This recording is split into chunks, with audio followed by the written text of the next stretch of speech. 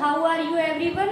तो आज हम शुरुआत करने जा रहे हैं 9th क्लास का पहला चैप्टर संख्या पद्धति।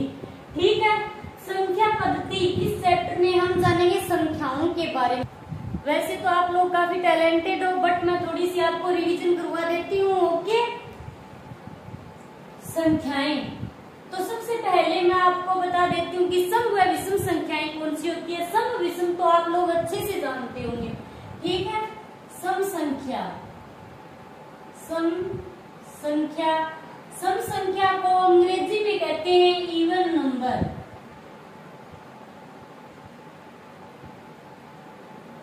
ठीक है, सम संख्याएं कौन सी होती है। सम संख्याएं होती है वे संख्याएं जो दो से पूरी तरह विभाजित हो, सम संख्या कहलाती है। ओके, जैसे 2, 4, 6, 8, 10 इत्यादि क्या है, सम संख्याएं हैं। ठीक है, मैं आपको परिभाषा नहीं दिखा रही हूँ, आप लोग साथ साथ नोट कर लेना चाहो तो। ओके, ये है सम संख्या। सम विषम तो आप वैसे ही जानते होंगे, परिभाषा लिखवाने की कोई जरूरत नहीं है। विषम संख्या, इसके बाद है विषम संख्या। तो विषम संख्या को क्या कहते हैं, अंग्रेजी में कहते हैं इसे ओड नंबर। ठीक है, अब विषम संख्याएं क्या होती है। विषम संख्याएं सम संख्याओं की अपोजिट होती है। ठीक है, वे संख्याएं जिनमें 2 का भाग ना जाए विषम संख्याएं कहलाती है। जैसे 1, 3, 5, 7। ठीक है, अब बात करते हैं हम भाज्य संख्या की। भाज्य संख्या, भाज्य संख्या को अंग्रेजी में क्या कहते हैं, composite number. COMPOSITE, composite number. ठीक है, अब भाज्य संख्याएं कौन सी होती है। भाज्य संख्याएं होती है वे संख्याएं जिसमें एक व स्वयं के अलावा किसी और भी संख्या का भाग जाए तो वे संख्याएं क्या कहलाती है, भाज्य संख्याएं कहलाती है। मैं आपको इसकी परिभाषा नोट करवा देती हूँ। ठीक है, वे संख्याएं, आप साथ साथ आओ तो परिभाषा लिख सकते हो। वे संख्याएं जिसमें एक व स्वयं के अलावा अन्य संख्या का यानी कोई अन्य तीसरी संख्या का भी भाग जाए, संख्या का भी भाग जाए तो ऐसी संख्या क्या कहलाती है, ऐसी संख्या भाज्य संख्या कहलाती है।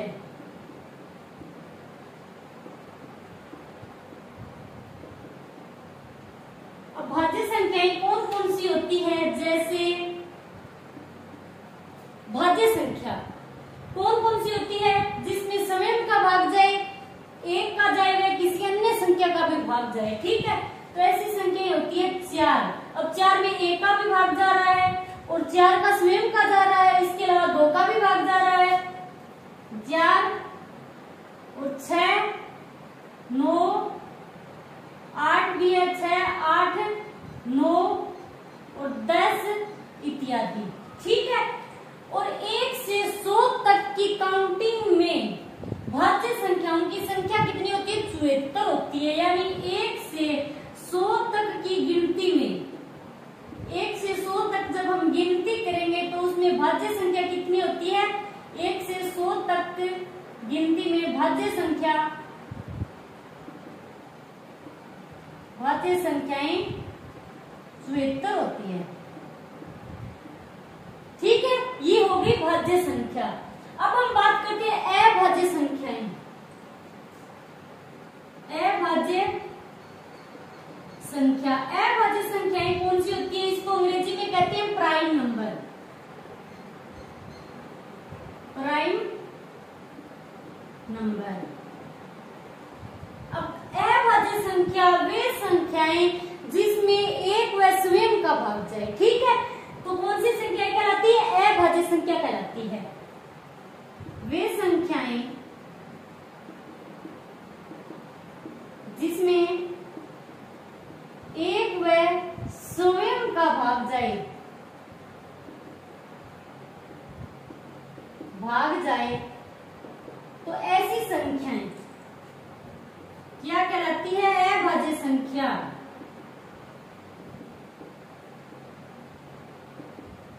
अभाज्य संख्या कहलाती है। क्लियर? अब अभाज्य संख्याएं कौन कौन सी होती है? तो जैसे 2, 3, 5, 7 और 11, ये इस प्रकार चलती रहेगी। ठीक है। अभाज्य संख्याएं कौन सी? वे संख्याएं जिसमें एक व स्वयं का ही भाग जाए। ठीक है, किसी अन्य संख्या का भाग नहीं जाता है। तो 2 में 2 का जा रहा है और 1 का जा रहा है, 3 में 3 का खुद का और 1 का, इसी प्रकार 5 में, ऐसे ही 7 में। ठीक है। अब 1 से 100 तक की गिनती में अभाज्य संख्याओं की संख्या कितनी होती है? 25। 1 से 100 तक की गिनती में अभाज्य संख्याओं की संख्या 25 होती है। ठीक है। अब नोट लगाकर एक बात बता रही हूं, आपको ध्यान में रख लेना। नोट एक ऐसी संख्या है जो न तो भाज्य में आएगी और न ही अभाज्य संख्या में। ठीक है। एक न तो भाज्य है और न ही अभाज्य।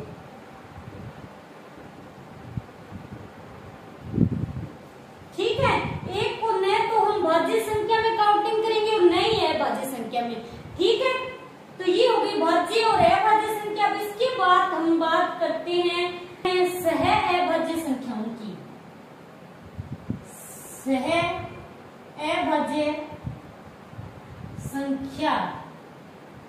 सह अभाज्य संख्या को अंग्रेजी में क्या कहते हैं? को प्राइम नंबर। ठीक है। को प्राइम नंबर। अब सह अभाज्य संख्याएं कौन सी होती है? संख्याओं का ऐसा युग्म यानी ऐसा जोड़ा जिनके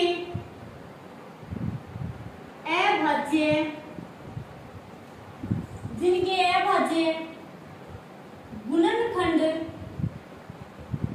करने पर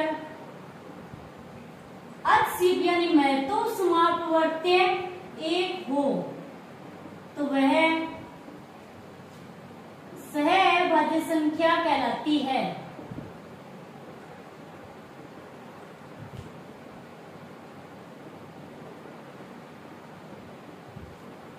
ठीक है। सहअभाज्य संख्या कौन सी होती है? संख्याओं का ऐसा युग्म जिनका अभाज्य गुणनखंड करने पर यदि हम अभाज्य गुणनखंड करके उनका अचसीप निकालेंगे तो अचसीप क्या होगा? यानी उभयनिष्ठ उसमें 1 होगा। ठीक है। जैसे मैं एक जोड़ा ले लेती हूँ 8 और 9। अब इनका हम क्या करेंगे? अभाज्य गुणनखंड करेंगे। ये हो गए 8 के अभाज्य गुणनखंड। ठीक है। अब 9 के करते हैं हम 3 तिया 9 और 3 एकम 3। ठीक है। अब 8 के अभाज्य गुणनखंड कितने आए हैं? 2 इंटू 2 इंटू 2 आ रहा है इसमें 8 के। और अब 9 के अभाज्य गुणनखंड कितने निकाले हमने? 3 इंटू 3। तो ये 3 इंटू 3 यानी इन दोनों में कोई कॉमन नहीं है। कोई कॉमन नहीं है। ये एक ऐसा जोड़ा है, ऐसा युग्म है जिसके अभाज्य गुणनखंड करके यदि हम महत्व समापवर्त्य निकाले तो इनमें कोई उभयनिष्ठ नहीं है। ठीक है। तो यदि हम इसके इंटू में 1 ले लेते हैं और यहाँ 1 ले लेते हैं तो कोई फर्क नहीं पड़ेगा। अब एक इसमें भी कॉमन है और इसमें भी कॉमन है। ठीक है। तो इसका मतलब इसका मैच है 1 हो तो इसमें कॉमन क्या आ रहा है? अब 1 आ रहा है। तो अचसीप कितना हो जाएगा? इसका अचसीप है 1। तो ये क्या होती है? सह अभाज्य संख्याएं होती है जिसमें एक ऐसा जोड़ा होता है संख्याओं का जिसका अचसीप क्या होता है? 1 होता है। ठीक है। तो ऐसी संख्याएं होती है सह अभाज्य संख्याएं। क्लियर इतना? अब हम बात करते हैं प्राकृत संख्याओं की। प्राकृत संख्याएं क्या होती है? प्राकृत संख्या। नेचुरल नंबर, इसे अंग्रेजी में क्या कहते हैं? Natural number.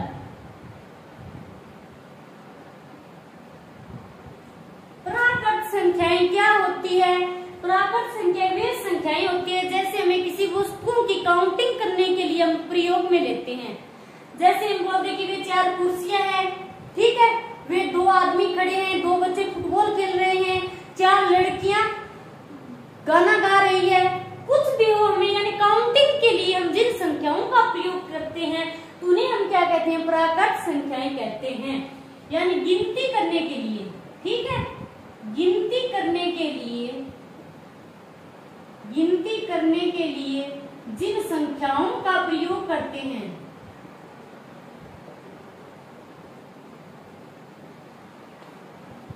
जिन संख्याओं का प्रयोग करते हैं उन्हें प्राकृत संख्या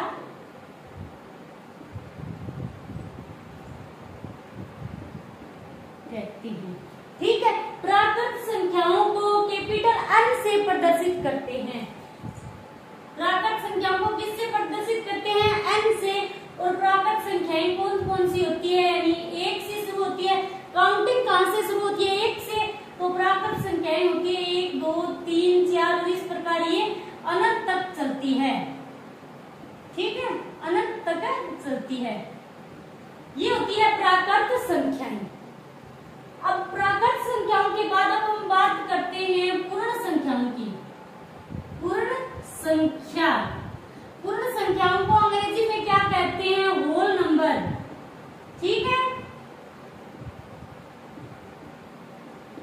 पूर्ण संख्याएं, नाम से क्या पूर्ण संख्याएं पूर्ण हो, तो पूर्ण संख्याओं की परिभाषा क्या होगी? यदि ये क्या है? प्राकृत संख्या है। यदि इस प्राकृत संख्याओं के समूह में हम शून्य को ऐड कर दें तो वे संख्याएं कौन सी हो जाएगी? पूर्ण संख्या हो जाएगी। या आप उसकी पूर्ण संख्या की परिभाषा ऐसे भी दे सकते हो कि वे संख्याएं जो 0 से शुरू होकर अनंत तक चलती हो। ठीक है, प्राकृत संख्या की परिभाषा भी आप ऐसे दे सकते हो कि वे संख्याएं जो 1 से शुरू होकर अनंत तक चलती है प्राकृत संख्या कहलाती है। इसी प्रकार पूर्ण संख्या क्या है? पूर्ण संख्या की परिभाषा आप ऐसे भी दे सकते हो, या तो आप ऐसे दो पूर्ण संख्या की परिभाषा की यदि प्राकृत संख्या के समूह में, ये प्राकृत संख्या का समूह है, ठीक है, 1 से शुरू होकर अनंत तक चल रहा है, यदि इसमें हम शून्य ऐड कर दें, ठीक है, शून्य ऐड कर देंगे तो शून्य से शुरू होकर अनंत तक चलेगी, तो वे कौन सी संख्याएं हो जाएगी? पूर्ण संख्या। आप कैसे भी दे सकते हो परिभाषा? तो पूर्ण संख्या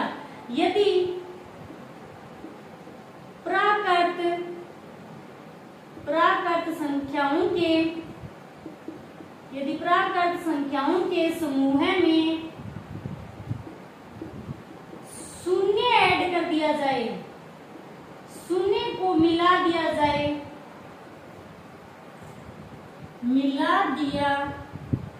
जाए तो प्राप्त संख्याओं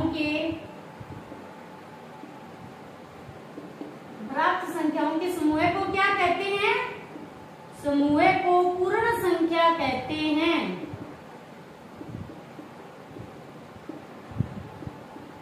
ओके, पूर्ण संख्याओं को W से प्रदर्शित करते हैं। प्राकृत संख्या को N से और पूर्ण संख्याओं को W से प्रदर्शित करते हैं। ठीक है, अब पूर्ण संख्याएं कौन कौन सी होती है? ये क्या है? प्राकृत संख्या का समूह है। इसको हम उठाएंगे, यहाँ पर लिख देंगे और शून्य इसमें ऐड कर देंगे। शून्य ऐड कर दिया, अब ये सेम आ जाएगा। ठीक है, और अनंत तक चलेगा। यानी पूर्ण संख्या की परिभाषा आप दे सकते हो कि यदि प्राकृत संख्या के समूह में शून्य को ऐड कर दिया जाए, या फिर आप ऐसे बोल सकते हो कि शून्य से शुरू होकर अनंत तक चलती हो, तो ऐसी संख्या क्या होती है? पूर्ण संख्या होती है। अब हम बात करते हैं पूर्णांक संख्याओं की कि पूर्णांक संख्याएं कौन सी होती है। अब हम बात करते हैं पूर्णांक संख्याओं की। पूर्णांक संख्या, पूर्णांक संख्याओं को इंटीजर नंबर से भी लिखते हैं। अंग्रेजी में इसे क्या कहते हैं? Integer number. ठीक है। और पूर्णांक संख्याएं कौन सी होती है? वे संख्याएं जो 0 से शुरू होकर दोनों तरफ अनंत तक बढ़ती है पूर्णांक संख्याएं कहलाती है। या आप पूर्णांक संख्या की परिभाषा ऐसे दे सकते हो कि यदि प्राकृत संख्याओं के, ठीक है, यदि पूर्ण संख्याओं के समूह में प्राकृत संख्याओं के ऋणात्मक मानों को ऐड कर दिया जाए तो वे कौन सी होगी? परिभाषा पूर्णांक संख्या होगी। यानी ये क्या है? पूर्ण संख्या है। ठीक है। और इसके पूर्ण संख्या में प्राकृत संख्या के ऋणात्मक मानों को हम ऐड कर दें, ठीक है, तो ये माइनस की तरफ आएंगे, ऐड कर दें तो ये क्या हो जाएगी? पूर्णांक संख्या हो जाएगी। यदि पूर्ण संख्याओं के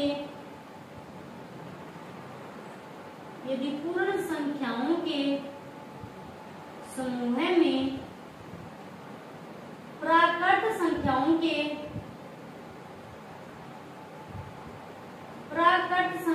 के ऋणात्मक मानों को मिला दिया जाए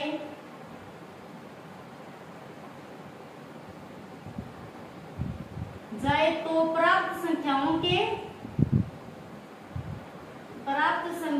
के समूह को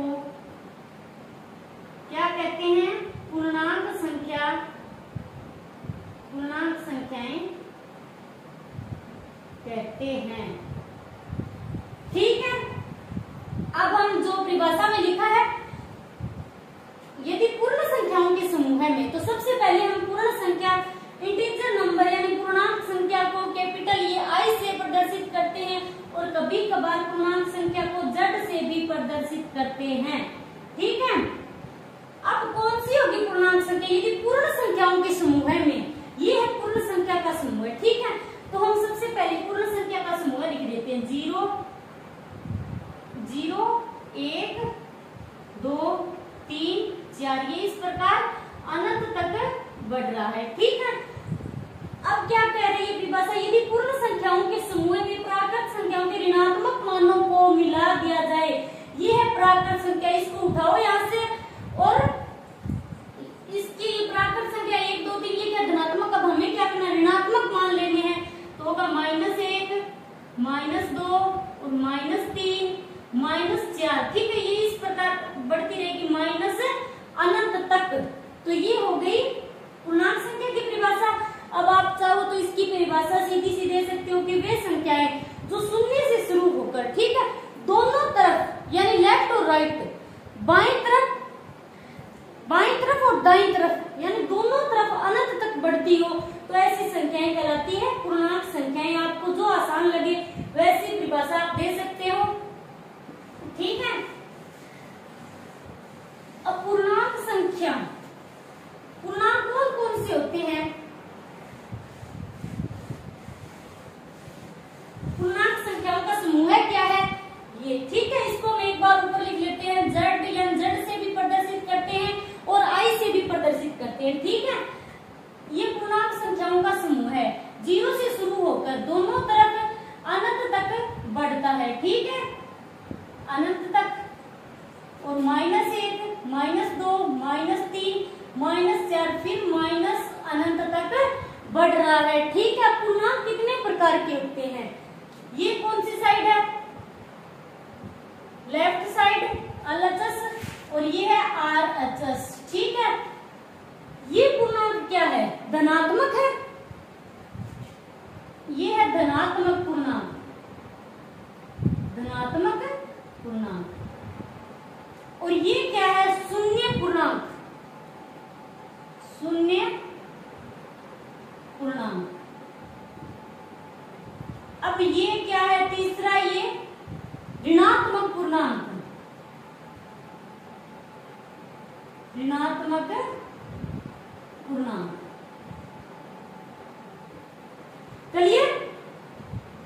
अब पूर्णांक कितने प्रकार के होते हैं? धनात्मक पूर्णांक, शून्य पूर्णांक और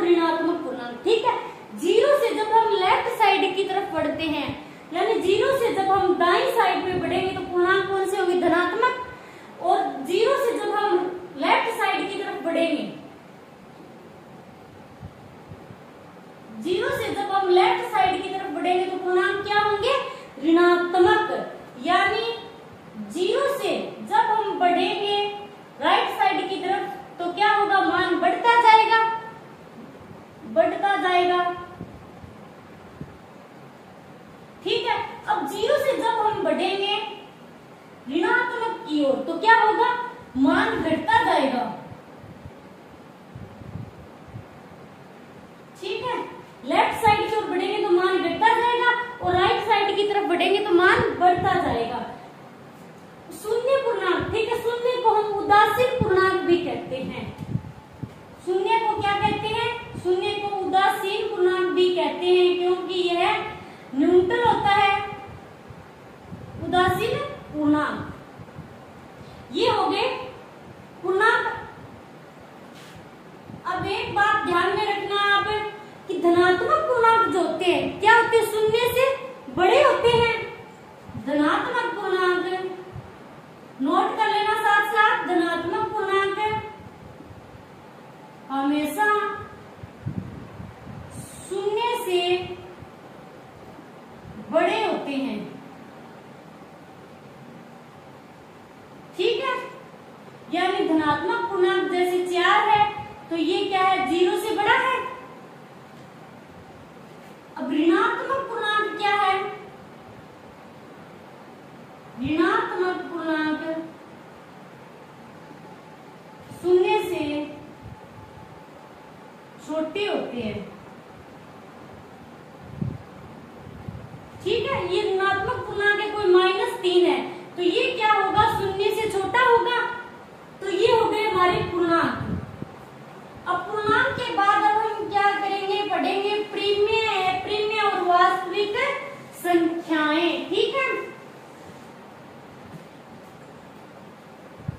अब प्रीमेय संख्या कौन सी होती है, मैं सबसे पहले आपको बता देती हूँ। वास्तविक संख्या, वास्तविक संख्याओं से प्रीमेय संख्या, अप्रीमेय संख्या। वास्तविक संख्या क्या होती है, प्रीमेय व अप्रीमेय संख्याओं को यदि मिला दिया जाए तो उनके मिश्रण को क्या कहते हैं, वास्तविक संख्या। यानी प्रीमेय व अप्रीमेय संख्याओं के, प्रीमेय व अप्रीमेय संख्याओं के समूह को वास्तविक संख्या कहते हैं।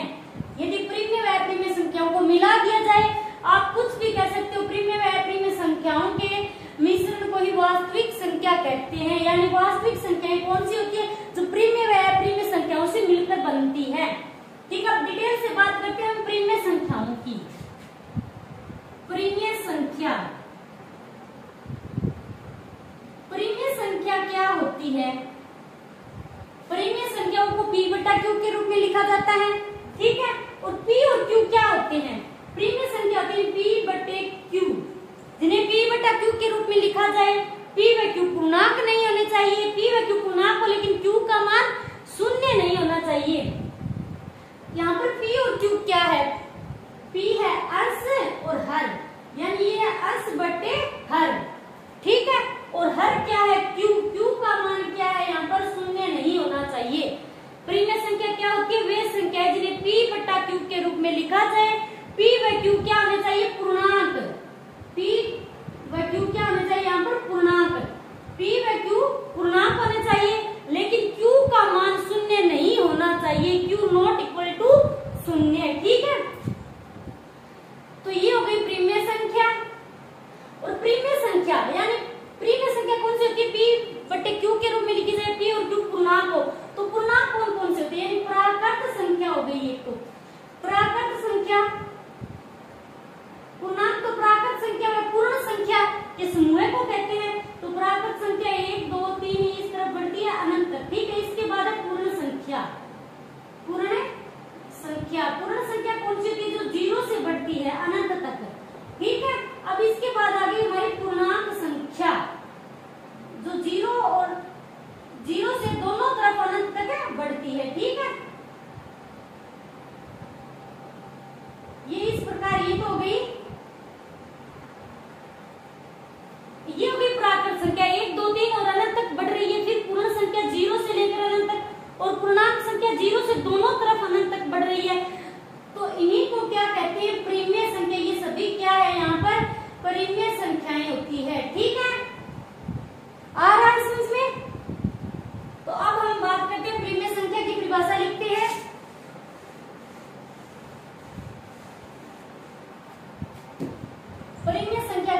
है वे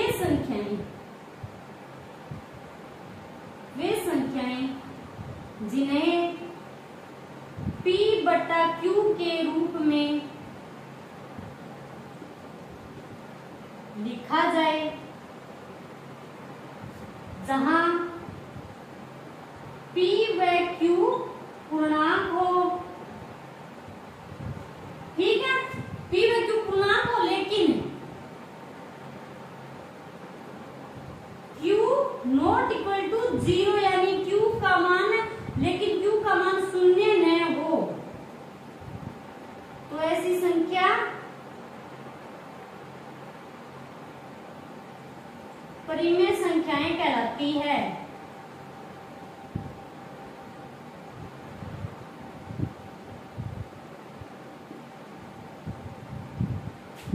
ठीक है, जैसे अपरिमेय संख्याओं का एग्जाम्पल क्या हो, जैसे 2/4, 3/1, कुछ भी हो, यानी परिमेय संख्या P व Q क्या हो, पूर्णांक हो, लेकिन Q का मान शून्य न हो। यदि मैं यहाँ पर लिख दूंगी 4/0, क्या यह परिमेय संख्या है?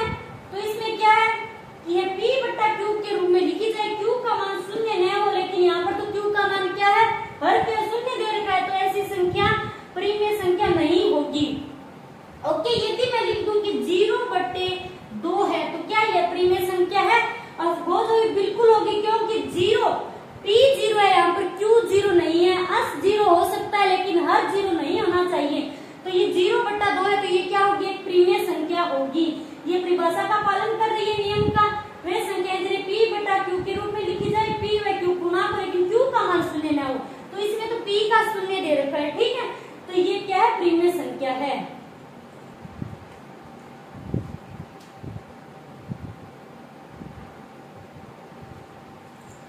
अब परिमेय संख्या, तो परिमेय संख्याएं क्या होती है, धनात्मक भी होती है और ऋणात्मक भी होती है। ठीक है, धनात्मक परिमेय संख्याएं और ये ऋणात्मक परिमेय संख्याएं।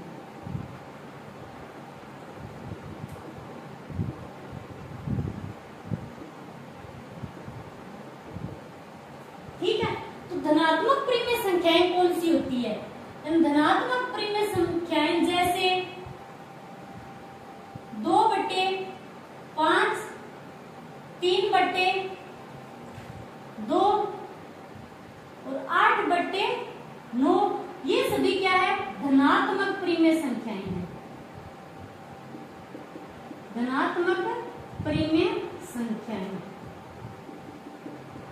यदि ये -8 और -9 लेंगे तो भी क्या होगा, माइनस से माइनस कैंसिल हो जाएगा, और क्या होगी, ये धनात्मक परिमेय संख्या होगी। और ऋणात्मक परिमेय संख्या कौन सी होती है?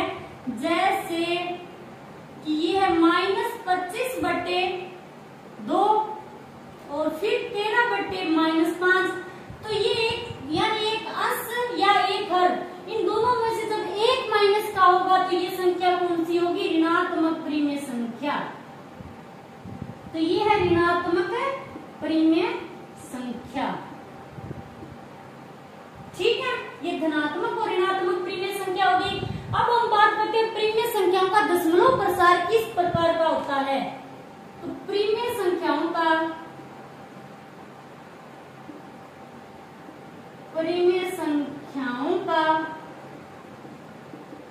दशमलव प्रसार कितने प्रकार का होता है? परिमेय संख्याओं का दशमलव प्रसार शांत होता है और अशांत भी होता है। ठीक है, एक तो होता है परिमेय संख्याओं का दशमलव प्रसार, क्या होता है, शांत दशमलव प्रसार,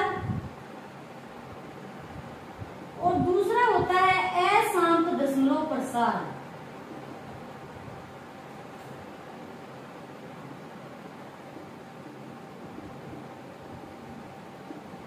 ठीक है, एक होता है शांत दशमलव प्रसार और दूसरा होता है अशांत दशमलव प्रसार। अब हम जानेंगे शांत दशमलव प्रसार कौन सा होता है और अशांत दशमलव प्रसार कौन सा होता है। ठीक है,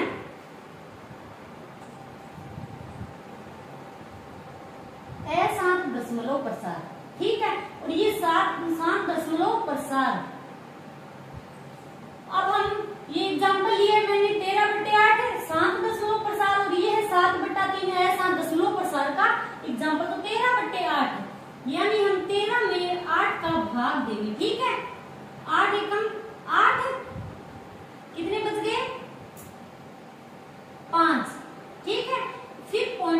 बिंदी दी, ठीक है। 8 छक्का 48, फिर कितने बचे 2, फिर पॉइंट बिंदी दी। 8 दूनी 16, कितने बचे 4, फिर पॉइंट बिंदी दी। 8 5 40, तो ये क्या हो गया 7 हो गया ना। ये दशमलव प्रसार क्या है 7 है, दशमलव के बाद ये संख्याएं क्या हो गई, यहाँ पर 7 हो गई है, भाग पूरा पूरा चला गया है, ठीक है। अब 7/3 है, तो अब हम 7 में जो 3 का भाग देंगे, ठीक है। तो 3 दूनी 6, फिर 1 बचा, फिर पॉइंट बिंदी दी 10, 3 दिया 9, फिर 1 बचा, फिर पॉइंट बिंदी दी, फिर 3 दिया 9। ये क्या है अशांत दशमलव प्रसार। ये प्रक्रिया क्या है, चलती रहेगी चलती रहेगी चलती रहेगी, खत्म नहीं होगी, ठीक है। तो ये क्या है अशांत दशमलव प्रसार होता है, ठीक है। इसे हम ऐसे भी लिख सकते हैं 3 बार 3 की आवृत्ति क्या हो रही है, यहाँ पर 2 पॉइंट जो 3 है 3 की आवृत्ति बार हो रही है, तो इस पर हम ऐसे भी लिख सकते हैं कि 2.3 के ऊपर रेखा बंधनी, यानी 2.3 3 के ऊपर बार है, रेखा बंधनी है, तो इसका मतलब क्या हो गया कि 2.3 जो है ये बार आ रहा है, इसलिए इसे ऐसे भी लिख सकते हैं हम, ठीक है। तो ये परिमेय संख्याओं का दशमलव प्रसार। संख्या अप्रिमेय संख्या,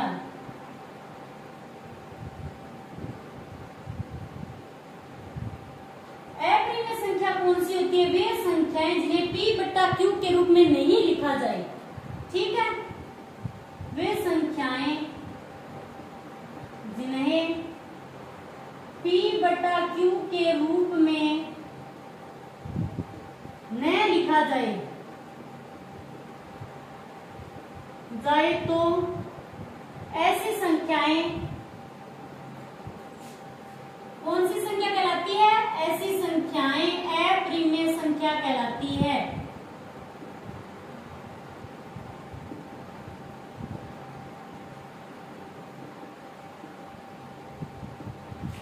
ठीक है। जैसे एग्जाम्पल के लिए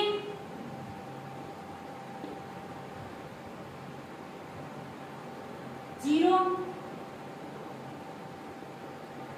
ये हो गया 1 हो गया, √2 √3, ये सभी क्या है पाई इत्यादि, ये सभी है अप्रिमेय संख्याएं, ठीक है।